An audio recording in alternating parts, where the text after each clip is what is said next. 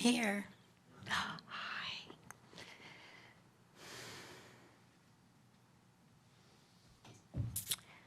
So, may the words I speak today express the love in my heart and the wisdom of God's heart.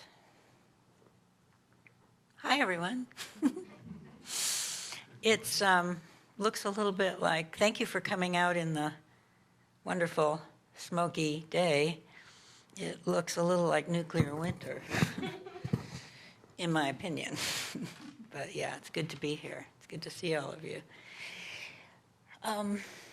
The theme this month is a pause for guidance, and was a wonderful reading that Alex brought. And I found something that was really lovely. Let's see if I can find it. Maybe not.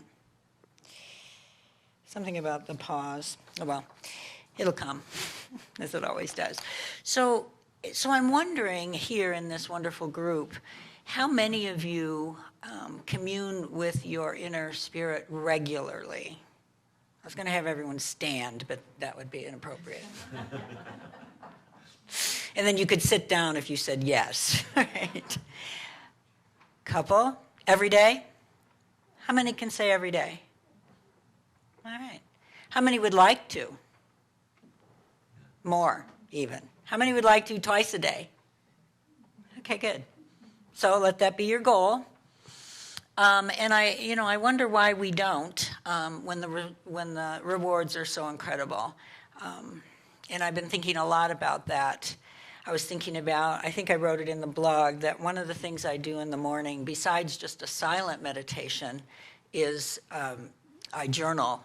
It's the old morning pages from Julia Cameron's The Artist's Way. And it's a stream of consciousness writing that you don't pick up your pen, you don't stop for 3 pages, and it's handwritten. And what I find is that I release all the garbage first. Sometimes it's a whole page worth. And then the second 2 pages are very insightful and very fruitful, and a lot of really wonderful communication takes place. And every time I sit down with my journal, whether it's in the morning or the evening, it's like I have this feeling of, oh, I'm here, if that makes sense. I'm here. I'm fully present. And I'm here with myself, communicating with myself or my higher self, and then listening. And it's a really beautiful process of listening. Michael Beckwith says we're in a class right now with using one of his books, Reverend Dr. Michael Beckwith from Agape, and it's called Spiritual Liberation. And so I have some quotes from him, and one of the things he said is, we can't expect the outer conditions of our lives to change while we remain inwardly the same. And I thought that was really interesting, because we do make these expectations on ourselves, and we want to make changes and transformations and adjustments to what we're living or to conditions around us. But if we don't change within, we're going to keep on attracting to us and co-creating with the creative power, the situations that we don't even like. And that's law. You know, we're ruled by love and law. So we want to get back to that spiritual love and radiate from that place, and then the law acts accordingly, at least the way the universe works. So when I found this is beautiful. Let me read that. I'm a little scattered this morning. I think it's the smoke. I'm going to blame it on the smoke. One of the most tender experiences you will ever encounter on the spiritual path is the realization that you are never walking alone. You are walking with the infinite, the power and the presence within all that exists. And so Ernest Holmes is often quoted as saying, and we quote this a lot, there's a power for good in the universe, and you can use it. And it really says there's a power for good in the universe available to all of us, and we can use it. Just a little bit longer. So what is this power? It's the creative power that we live in. We swim in a sea of creative power. I mean, that's the nature of the universe. But this power is individualized within us. We have all that same power, and we're able to channel it, and we're able to express it, and we're able to use it, and we're able to rely on it. It's a very powerful presence within us.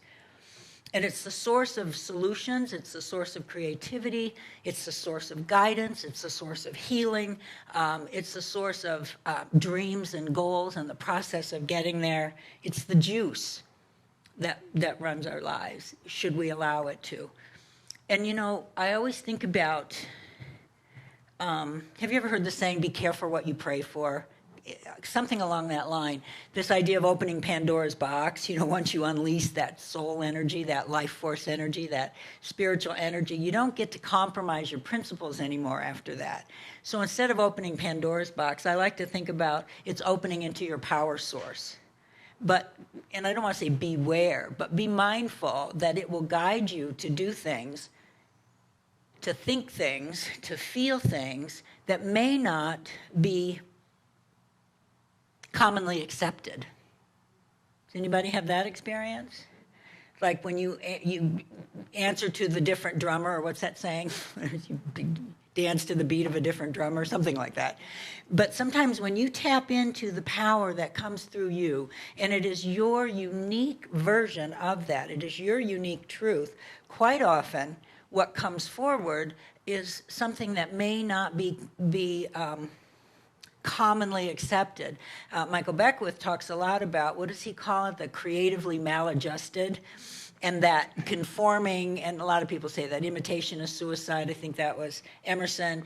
Conforming is actually detrimental. It's actually constricting for many. There are places and times, I imagine, where conforming is important. I've always had trouble with that. But the more that power source is released within you, the more you find that you have your own unique opinions, your own unique needs. You know, I was raised to obey. Didn't do it that well. But, and so I adopted parents and teachers and siblings and social structure values that I thought were mine. I didn't realize they weren't mine. But I adopted all of that, and when I went against the grain, I suffered the consequences. And it took a long time, decades and decades really, in order for me to stand strong in and call on the power within me to maybe do things a little differently, create things in a little different way, not subject myself to some of the constricting conformities that were constricting for me. For example, I dropped out of high school. I am a high school dropout. And I couldn't take the having to wait for a bell in order to like go to the bathroom or get up from my desk, or, I mean, it's just, no, I couldn't. I couldn't sit still. And I don't think I have attention deficit. I just think I have a lot of spirit, you know, and I just couldn't sit still. I have gone on to be overeducated. But the point is that I couldn't take it anymore. And I wonder how much that happens to people who don't even recognize it, don't even know why they feel constricted. I'm not saying dropping out of high school is the answer, but it was for me. You know, I had to work harder to get where I am, but it was worth it. So one of the things that you find out when you tap into that beautiful inner authority is that we're really sovereign beings, meaning we have everything we need right here where we are. We have, you know, all the juice, all the life, all the clarity, all the intelligence, all the wisdom, all the grace, all the abundance, all the health even. And we have it right where we are. But there's so many conditionings that we have that don't allow us to feel it, express it, know it, affirm it. It's why we go to practitioners. It's why we go to ministers. It's why we take classes, to help reinforce something we were born with, which seems inverted, doesn't it? That we have to go back to relearn what is actually inherent within us. Michael Beckwith says, our inner spirit is the most vibrantly real and ecstatic aspect of our being. How many have felt that? Isn't that amazing? Could you live like that every day? Sometimes you can. You can have days where it's just flowing through your veins and you recognize it. Usually it's when you're out, well, for me, when I'm out in nature or, you know, not maybe not in a loud, noisy environment, with phones ringing and that kind of thing. The Christ intelligence interpenetrates every speck of cosmic creation in all beings. And this was an interesting, again, this was Michael Beckwith, sorry, I'm using his book a lot. The second coming occurs when we awaken to our own state of Christ consciousness. And I know there's a lot of folks waiting for Jesus the Christ to show up again. Anybody got any friends or relatives thinking about the second coming? We are the second coming. Do you believe me? Yes is the right answer. No, no, not that you believe me, but I know. Sorry. Okay, so some of the things that get in our way. I was thinking about that. A friend said recently, I think all we do, we go through life surface browsing. We're on our phones, which that whole browsing thing that we're always looking for answers outside of ourselves. And I think that while we do think deeply about things, solving problems or world events or some different things, I do believe that we think deeply about things, and our emotions are below the surface that we acknowledge. I don't think we actually go within to the true source of who we are as often and as regularly and as powerfully as we can and, dare I say, should, to go in and tap into this beautiful life stream, this life wellspring of life. And I think it takes courage to do that, because you start to see things about how you've been living that may not always be to your liking, but you're doing it. Does anyone have that experience? I like this interactive, right? And you find things about yourself.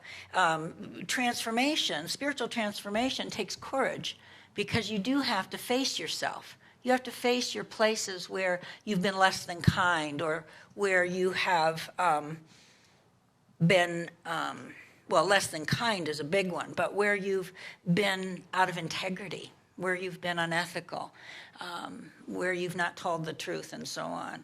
And I think all of us do that to a certain degree, and or occasionally perhaps. And I think that you start to face these things. You face these places where you've actually blocked the expression of love from your heart, deprived somebody of love because you were mad at them. I've done that. I've even yelled at the dog, who doesn't really deserve it, but, sometimes. So when you're true to yourself, and you start to see who yourself really is, this amazing, vibrant, intelligent, loving being that lives at the core of you, it's amazing. And why wouldn't we want to commune with that on a regular basis? Why wouldn't we want to let it out, to express more fully, to fill our bodies, to fill our minds, to fill our hearts, and to operate from that place? Why do we let social structures, for example, or parents' expectations, or siblings' expectations, or children's expectations change the true expression of who we are? Because we're not used to it. We have to relearn that, as I said. Years ago when I was in ministerial school, I took a class. We had to take a class called homiletics, homiletics 1 and homiletics 2. Homiletics is learning how to write and present a homily, which is a sermon. I never heard of the word homiletics before I got to ministry training. And it was taught by an amazing minister, Dr. Roger Teal, who runs the Mile High, he's since retired, Mile High Church outside of Denver. And he taught a particular way of doing things. And I'm here to tell you, I tried my darndest to do it that way.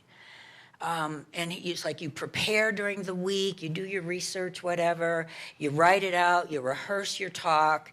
It was, oh boy. So I went into it after 15 years of already speaking at churches and having my own at some point, well, not my own, but where I spoke regularly because I wasn't a minister yet. But I said, I'm going to go in with beginner's mind. I'm going to learn something new. And so I did try it his way and the way that everybody there was doing it. And I would write things out. And then the day before I was to give the class presentation, which we had to do like weekly, I think, or every 2 weeks, I'd rehearse and do all that stuff. And I'd get up there and I'd be blah, blah, blah, blah, blah. It was a nightmare for me. I had no juice, no energy, nothing. And I tried and tried and tried. And for my final, it was dismal. And I did give one talk that I didn't prepare for in the way that he recommended. And it was wonderful. And so I went to see him privately and talk to him and have our, conference. And I said, Roger, I can't do, I can't do it. It's stale, it's stifled, I can't do it. And he said, well, keep trying. And I'm like to myself, are you kidding me? So I tried and failed miserably. I mean, I still passed the course. And later, maybe a year later, I talked to Roger, Dr. Roger, after I had the Boulder Center for quite a while, or that year. And people were talking, there was wonderful service. We had a great community at times. I mean, we struggled a lot too, you can remember. But I remember talking to him maybe 9 months after, a year after. And he said, I have to apologize to you. And he said, you were doing how God was guiding you to do, not my way. And I was like, I remember getting goosebumps and just saying, thank you for acknowledging this. And yet his talks are dynamic and wonderful, and yet that's his process. But he acknowledged it quite a while later, and I felt really reaffirmed. Even though I didn't need it, I did need it. Even though I was answering to my own inner authority, I still needed his authority to tell me I was doing okay. That felt really good. So,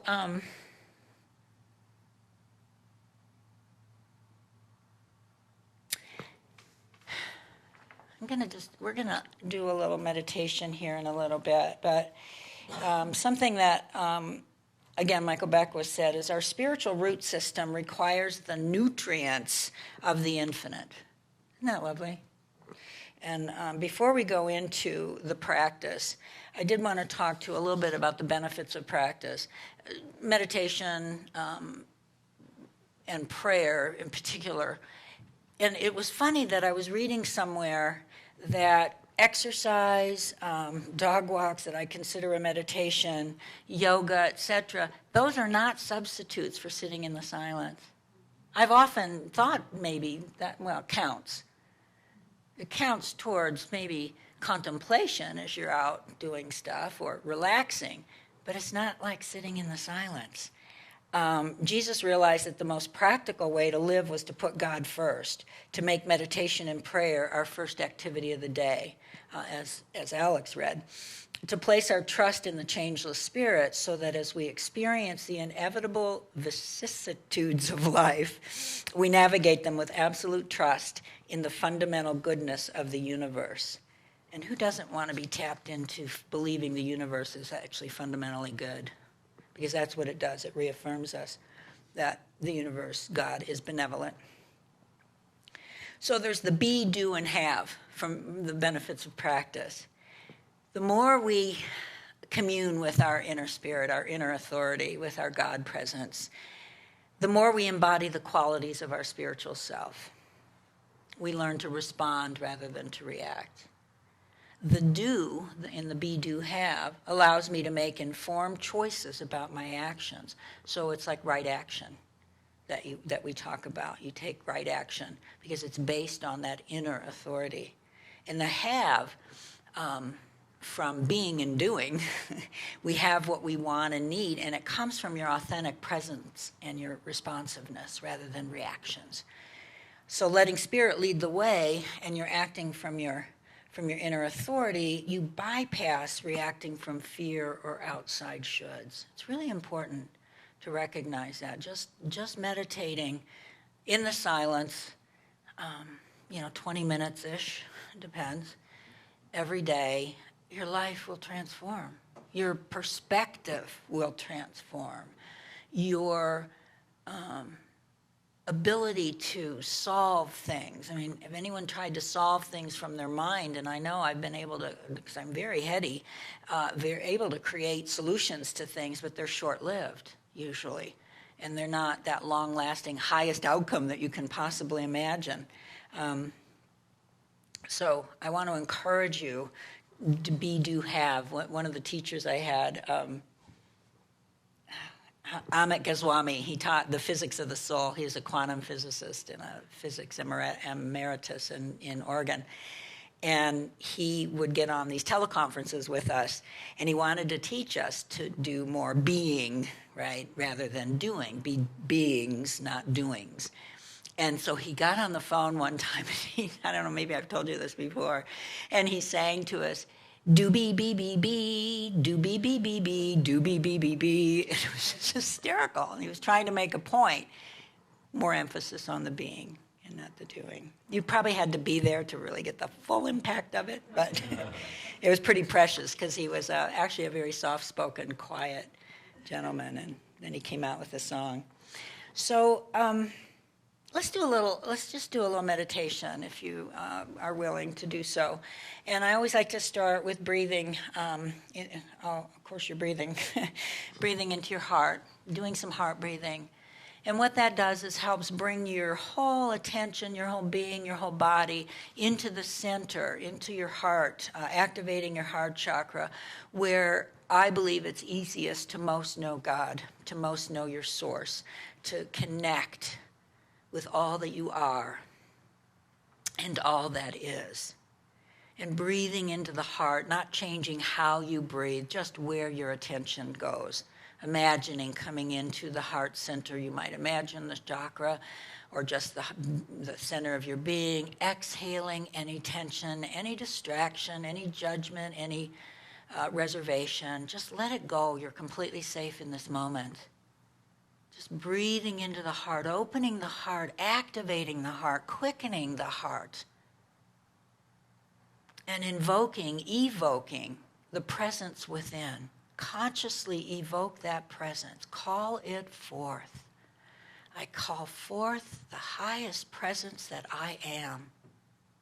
I bring that into my conscious awareness. I bring that into my body, mind, heart, and soul. I am permeating my entire being inside and out with the presence of the divine. It might be effervescent, it might be soft and soothing. Allow that presence to seep into every cell, every molecule, every muscle, tendon, bone, skin, hair, down to your toes, out your fingers, creating a beautiful presence, an aura, a sphere of beautiful, loving light around you. And it's divine, and it's safe, and it's loving, and it's loving you from the inside out, and it's loving you from the outside in. It's meeting with the universal as the individual, and it is meeting from the individual to the universal. Keep breathing, and every breath actually amplifies this presence. If you don't feel it, just know it's there. And breathe into it and exhale from it. This is your inner presence. This is your source of all love, all intelligence, all grace, all beauty, all bounty, all healing. And it lives right there within you and guides you to that which you most need in any moment. It guides you lovingly, safely, and securely to anchor yourself and ask this inner presence, how can I meet with you more? What can I do or not do so that I feel your presence on a regular basis? What's mine to do here? How can I unleash the beauty and grace that you are always waiting to express through and as me? Tell me, guide me.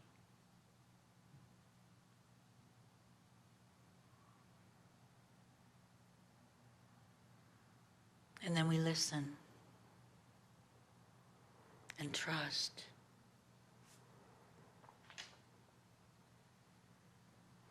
I'm ready to listen now. I've heard your voice before. Your way has been calling me. Now I'm walking through the open door. So we let go of everything and turn to that divine depth within our own nature, wherein the Spirit of God, the Spirit of love, the Spirit of peace dwells with calm serenity. We withdraw into that place within us which has never been hurt, nor has ever been sick, has always and forever lived in divine and eternal peace. The kingdom of God, which is good. And this inner kingdom within is all peace, all power, and all perfection. We know that we enter into that atmosphere of wholeness, happiness, and completion where there is no fear, no doubt, no uncertainty, no lack, no want. Here it is wholeness, perfection, peace, power, beauty, love, and supply. We know that the abundance of this life is showered upon us, that we are guided and guarded into right action, into right decision, daily, hourly, and minutely. The principle of intelligence directs us. The presence of love warms us, and the peace of God surrounds us. And we are led into the pathway of this peace, into the knowledge of this perfection. And knowing that right here and right now, every prayer is heard and acted upon by this beautiful presence, this inner beloved that knows each one of us better than anyone and anything, loves us unconditionally, supports and guides us.